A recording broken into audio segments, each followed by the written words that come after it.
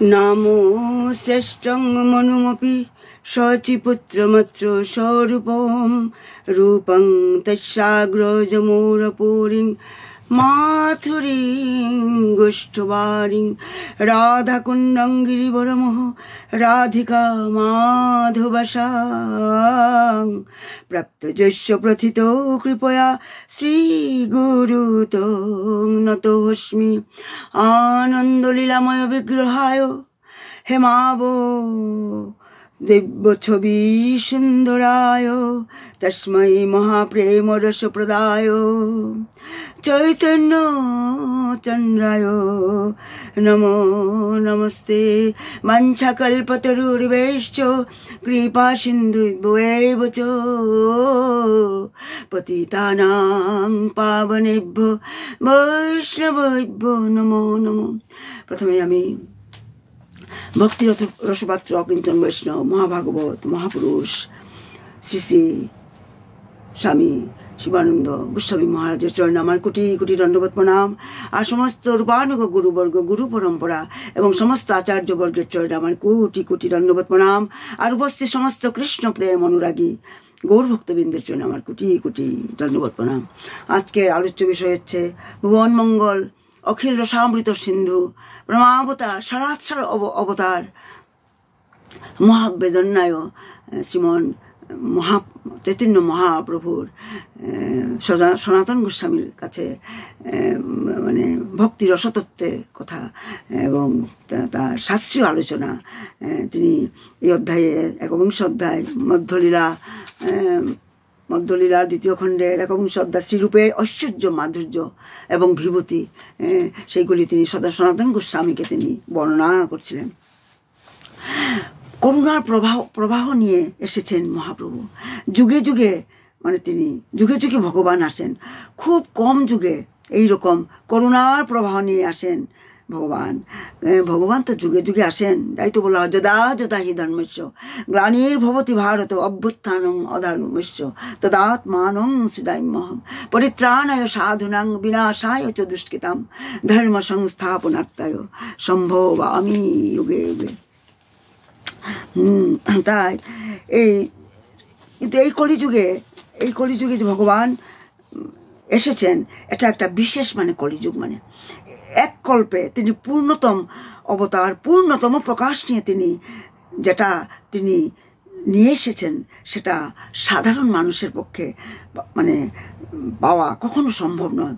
কোনো সাধন প্রক্রিয়ার দ্বারাও সেখানে প্রবেশ করা সম্ভব নয়। এই রকম বস্তু কৃপা করে মহাপ্রভু মানে অনর্পিত চিরাঞ্চরিত করুণয়া কৃপয়া কলো করুণা করে করুণয়া অবতীর্ণ কলো সেটা উন্নত উজ্জ্বল রস সেটা দেবার জন্য তিনি অবতরিত হয়েছেন। মহাপ্রভুর এই যে অবতার আমাদের আচার্যরা বলে থাকেন যে এক কল্পে মানে একটা কল্পে মহাপ্রভু এই অবতার গ্রহণ করেন। এক কল্প মানে কি? এক কল্প মানে হচ্ছে মানে চারটা যুগ মানে সত্য ত্রেতা দাপর কলি এই চারটা যুগ মিলে এক কল্প হয়। আর কলিযুগের আয়ু কতটুক? কলিযুগের স্থিতিকাল হচ্ছে 4,32,000 বছর। আর তার কলি মানে 32,000 বছর আয়ু। তারপর কলিযুগ যখন শেষ হয়ে যাবে তারপর সত্যযুগ আসবে। কলিযুগের দ্বিগুণ হলো দাপর যুগ আর দাপরের দ্বিগুণ হলো ত্রেতা যুগ আর ত্রেতার দ্বিগুণ হলো সত্যযুগ মানে এটা হলো মানে চতুর্যুগ।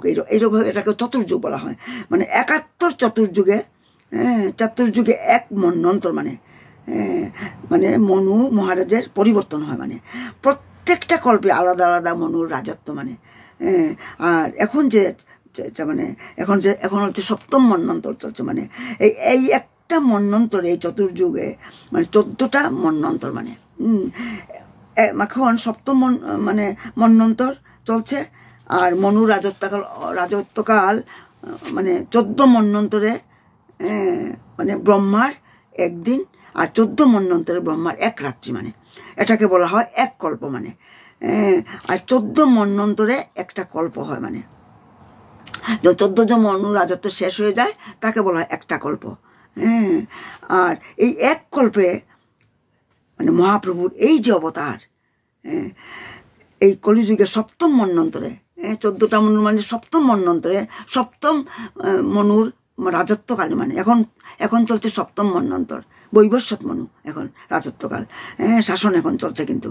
আর এখন যে আমাদের ব্রহ্মা, তার কিন্তু 4টা মাথার ব্রহ্মা কিন্তু আমাদের, তা এখন হচ্ছে সপ্তম মন্বন্তর, আর বৈবস্বত মনু এখন শাসন চলছে।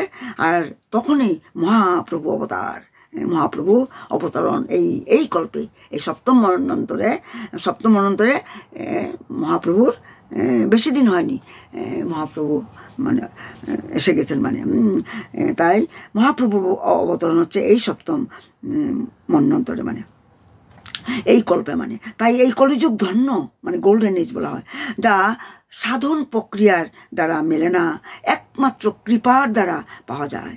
সেই বস্তু অতি সহজে, মানে মহাপ্রভু কৃপার বলে করুণা করে অবতীর্ণ কৃপা করো, যোগ্য অযোগ্য বিচার না করে পাপি তাপি সবাইকে এই করুণা প্রদান করার জন্য এসেছেন। তাই তো গুরুর আশ্রয় নিয়ে শরণাগত হয়ে রাধারানীর চরণ আশ্রয় করে মহাপ্রভুর দেওয়া ভজন পদ্ধতির দ্বারা, কি ভজন পদ্ধতি? মহাপ্রভু বৃন্দাবনী উপাসনা পদ্ধতি, মঞ্জুরি উপাসনা পদ্ধতি, এই পদ্ধতির দ্বারা রাধারানীর চরণ প্রাপ্তি জীবনের একমাত্র উদ্দেশ্য, অন্য কোনো উদ্দেশ্য নয়। সেই এইভাবে সেই প্রেম লাভ করতে হবে, সেটাই সবচেয়ে ইম্পর্টেন্ট মানে বস্তু, মানে তাই সাধন ভজন কম হোক তাতে কিছু, তার জন্য চিন্তা নেই। দেখতে হবে আমাদের মানে রাধারানীর চরণে ঐকান্তিক ভক্তি ছাড়া, যাতে মানে রাধারানীর চরণে ঐকান্তিক ভক্তি ছাড়া আর অন্য কোনো বাসনা কামনা যেন আমাদের না থাকে, মানে চৈতন্য মহাপ্রভু এই, তাই তো আমাদেরকে আমরা তো ভাগ্যবান যে আমরা এই ধন্যকলিতে আমাদের মানবদেহ আমরা লাভ করেছি। তাই আমাদেরকে মনোযোগ দিয়ে আমাদের এগুলি মনন করতে হবে, চিন্তন করতে হবে। মহাপ্রভু তাই তো সনাতন গোস্বামীকে তিনি কৃষ্ণ রসতত্ত্বের কথা, তারপর কারণ বাড়ি তত্ত্বের কথা তিনি বর্ণনা করছেন। আমরা গতকাল আস্বাদন করেছি মহাপ্রভু চৈতন্য মহাপ্রভু সনাতন গোস্বামীকে শ্রীকৃষ্ণের ঐশ্বর্য, মাধুর্য, বিভূতি আমরা গতকাল আস্বাদন করেছি 5টা মহিমার কথা, ভগবানের 5টা মহিমার কথা। তো আমি দিগদর্শনের জন্য আবার কিছু উল্লেখ করছি। আমরা ভগবানের নাম মানে ভগবানের নাম হচ্ছে সর্বশ্রেষ্ঠ, নাম আর নামের মধ্যে কোনো ভেদ নেই। তারপর ভগবানের রূপ হচ্ছে সর্বশ্রেষ্ঠ, আর ভগবানের গুণ মানে 64টা গুণ, 64 আমরা গতকাল এগুলি আমরা রস আস্বাদন করেছি। এই 64টা, এই 4টা গুণ, এই যে ভগবানের লীলা মাধুর্য, গুণ মাধুর্য, রূপ মাধুর্য, প্রেম বেণু মাধুর্য, সেটা কারোর মধ্যে নেই। একমাত্র ব্রজান্ডনন্দন যে এই সচেষ্ট হইল, সেই বলরাম হইল নিতাই, সেই যে ব্রজান্ডনন্দন যশোদানন্দন, তার 64টা গুণ। আর সবাই হচ্ছে নারায়ণ, বিষ্ণু, তারপরে অবতার, যারা অবতার এসেছে, শক্তাবেশ অবতার, মন্বন্তর অবতার, তারপরে যুগাবতার, এগুলি হচ্ছে ভগবানের অংশ, বৈভব, প্রকাশ, এগুলি সব। আর ভগবান শ্রীকৃষ্ণ হচ্ছেন পূর্ণ পুরুষোত্তম ভগবান, যাকে ব্রহ্মসংহিতায় ব্রহ্মা বলেছেন গোবিন্দ আদি পুরুষম, তিনি হচ্ছেন আদি পুরুষ, সর্বকারণ কারণম, he is the cause of all causes. মানে তাই আমরা গতকাল আমরা ভগবানের নাম, রূপ, গন্ধ, মহিমা, 5টা মহিমার কথা আমরা রস আস্বাদন করেছি। আমরা ভগবানের লীলা আস্বাদন করেছি। লীলা মানে কি? লীলা মানে ভগবানের কার্যকলাপ, মানে ভগবানের কার্যকলাপ হচ্ছে চিন্ময়। তাই তো বলা হয় জন্ম কর্মচ দিব্যমেকং, কৃষ্ণলীলা বড়ই অদ্ভুত, মানে বড়ই অদ্ভুত। তাই তো কৃষ্ণের যতক খেলা তার মধ্যে নরলীলা, নরবপু তাহারও স্বরূপ। কৃষ্ণের যত লীলা আছে হচ্ছে মানে তার মধ্যে এই নরলীলা, মানে কৃষ্ণরূপে যে লীলা, সেটা হচ্ছে সর্বশ্রেষ্ঠ। তিনি 3 জায়গায় লীলা বিলাস করেছেন, গোলক থেকে ভুলকে এসে লীলা করেছেন। সেটা মথুরা, দ্বারকা এবং বৃন্দাবনে। আর বৃন্দাবনে যে লীলা গোপীদের সঙ্গে, সেটা হচ্ছে মানে সেই লীলা হচ্ছে সর্বশ্রেষ্ঠ লীলা। তাই আর আজকে আমরা রস আস্বাদন করবো ভগবানের ধাম। মানে ধামের সম্বন্ধে। ধাম মানে কি? ধাম হচ্ছে ভগবানের, আমরা যে বলি বৃন্দাবন ধাম, মথুরা ধাম, ধাম মানে দেবী ধাম, মহেশ ধাম, হরিধাম, এগুলি কি? মানে ধাম হচ্ছে ভগবানের সন্ধিনী শক্তির প্রকাশ। মানে আর বলরাম এই ধামকে প্রকাশ করেন। আর ভগবানের সন্ধানী শক্তিকে আমি ক্লাসে অনেকবার এগুলি আমরা রসাস্বাদন করেছি, আমি বারে বারে আমি উল্লেখ করি। ভগবানের ফার্স্ট এক্সপানশন সন্ধানী শক্তিকে, ভগবানের সন্ধানী শক্তি হচ্ছে বলরাম, যিনি কলিযুগে নিত্যানন্দ হয়ে এসেছেন। তাই এই ধাম হচ্ছে ভগবানের সান্ধিনী শক্তির প্রকাশ, মানে বলরাম এই ধামকে প্রকাশ করেন। এই যে সমস্ত ধামকে বলরাম প্রকাশ করেন। মন দিয়ে শুনবেন। তাই তো যেভাবে দেবীধাম রয়েছে, মহেশধাম রয়েছে, হরিধাম রয়েছে। ব্রহ্মাজি তার ব্রহ্মসংহিতায় সুন্দর করে বলেছেন এই ধামের বিভিন্ন স্তরের কথা তিনি উল্লেখ করেছেন। আর আমরা এখন যে ধামে আমরা থাকি এটাও একটা ধাম। আমরা যেখানে আছি আমরা সেটাকেও ধাম বলা হয়। সেটাকে কি ধাম বলা হয়? সেটা হচ্ছে দেবীধাম। এই দেবীধামে আমাদের জন্ম মৃত্যু জরা ব্যাধির চক্রে পড়তে হচ্ছে, আমাদের ভুগতে হচ্ছে। কি ভুগতে হচ্ছে? আদি দৈবিক, আদি ভৌতিক, আধ্যাত্মিক এই ত্রিতাপ জ্বালা আমরা ভোগ করতে হচ্ছে। এই দেবীধামের প্রধান অধিষ্ঠাত্রী দেবী হচ্ছেন, প্রেসাইডিং দেইটি হচ্ছে কে, মানে দুর্গা দেবী। তাই তো আমরা এই দেবীধামকে দুর্গও বলা হয়। কারাগার, আমরা কারাগারেই তো বন্দী আছি। এখানে আমরা কারাগারে আমরা নানা খেলা খেলে চলছি। তাই দুর্গ মানে কারাগার। তাই দুর্গের এই যে আমাদের যে দেবীধামের অধিষ্ঠাত্রী দেবী হচ্ছেন মহামায়া, মানে দুর্গা দেবী। এই জন্য দুর্গ থেকে মানে এসেছে দুর্গা, মানে এই দুর্গকে কে পাহারা দিচ্ছেন, কে রক্ষা করছেন? দুর্গা দেবী।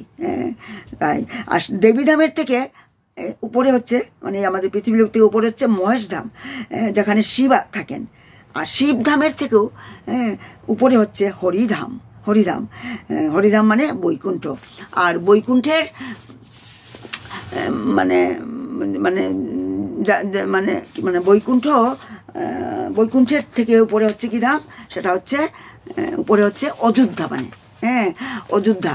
আর অযোধ্যার উপরে হচ্ছে দ্বারকা, আর দ্বারকার উপরে হচ্ছে মথুরা, আর মথুরার উপরে হচ্ছে গোলক, আর গোলকের উপরে হচ্ছে যেটা হচ্ছে ভগবানের নিত্য আলয়, মানে যেখানে আমরা মৃত্যুর পর আমাদের এই জন্ম মৃত্যুর বন্ধন থেকে মুক্ত হয়ে আমরা যাতে আমরা সেই ধামে, সেই গোলক বৃন্দাবনে আমরা যাওয়ার জন্যই তো আমাদের গুরুদেব আমাদেরকে নিরন্তর আমাদের শিক্ষা দিচ্ছেন, আমাদের জ্ঞান দিচ্ছেন, যাতে আমরা জন্ম মৃত্যুর বন্ধন থেকে যাতে আমরা মুক্ত হতে পারি।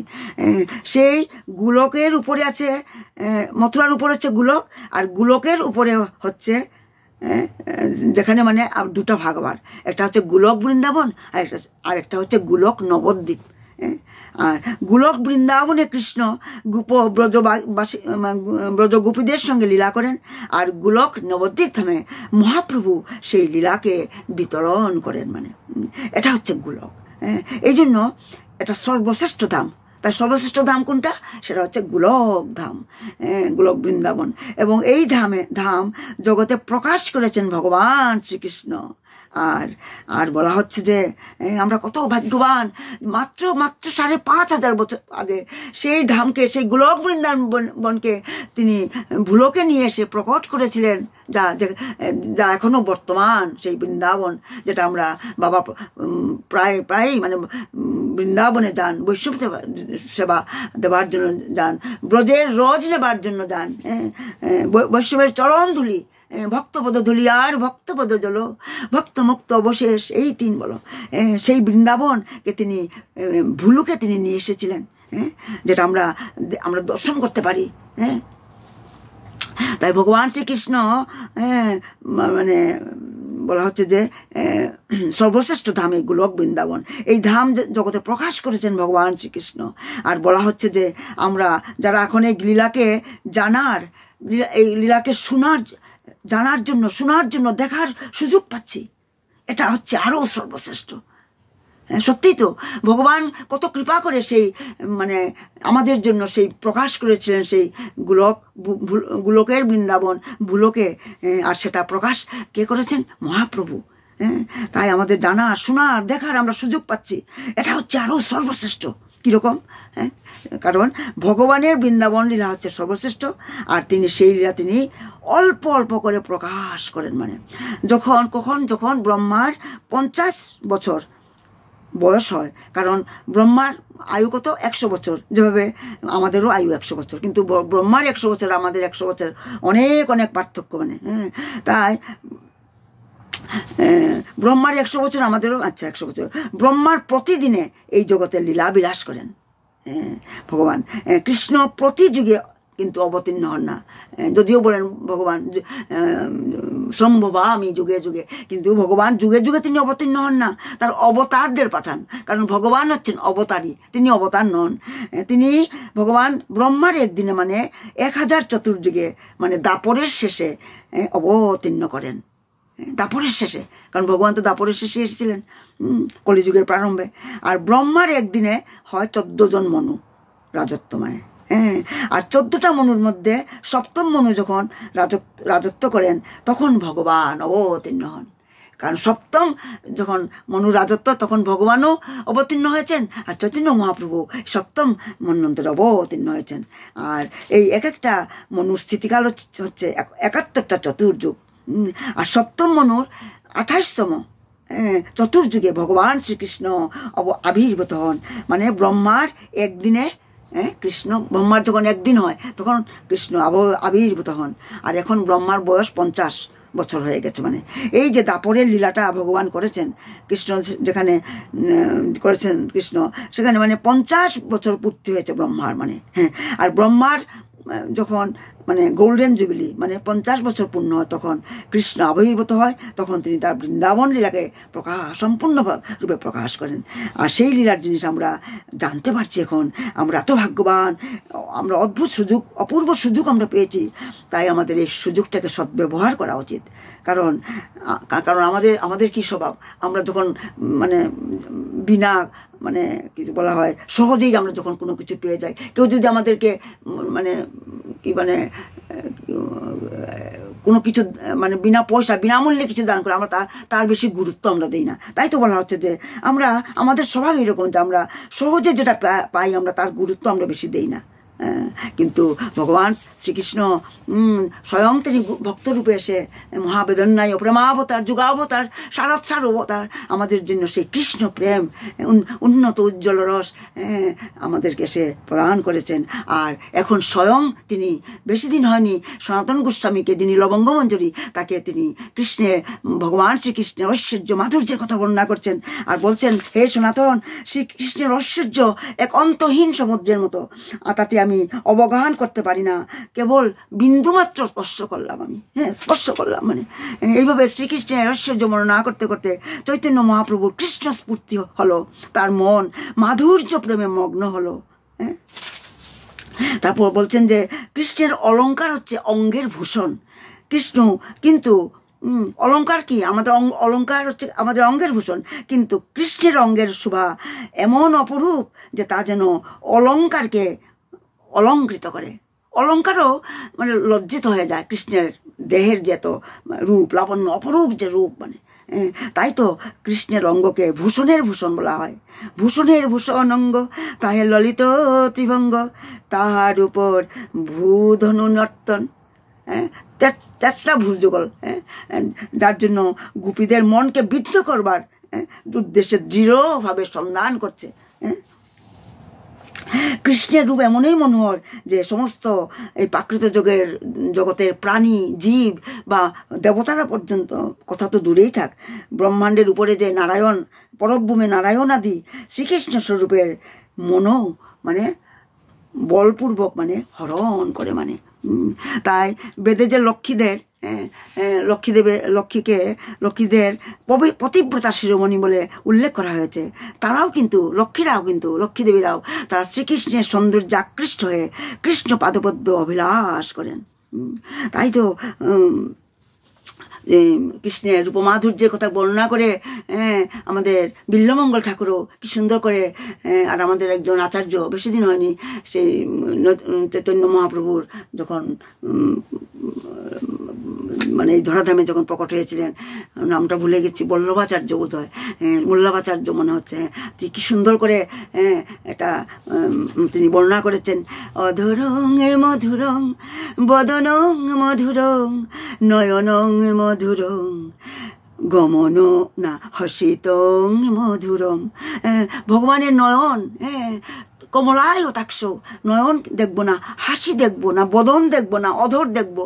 তাই তো রাধারানী নয়নের দিকে যখন নয়ন মিলেছিল, তিনি সেই মানে তিনি ভাবিত হয়ে তিনি মানে সমাধিস্থ হয়ে গিয়েছিলেন। তাই বলা হয়েছে হৃদয়ং মধুরং গমনং মধুরং মধুরাধিপতে রখিলং মধুরম বচনং মধুরম চরিতং মধুরম বসনং মধুরং ললিতং মধুরম চরিতং মধুরং ভ্রমিতং মধুরম মধুরাধিপতে রখিলং মধুরম বেণু মধুরম রেণু মধুরম বাণী মধুরম অধো মধুরম দূত মধুরম সখা মধুরম মধুরাধিপতে রসিলং মধুরম গীত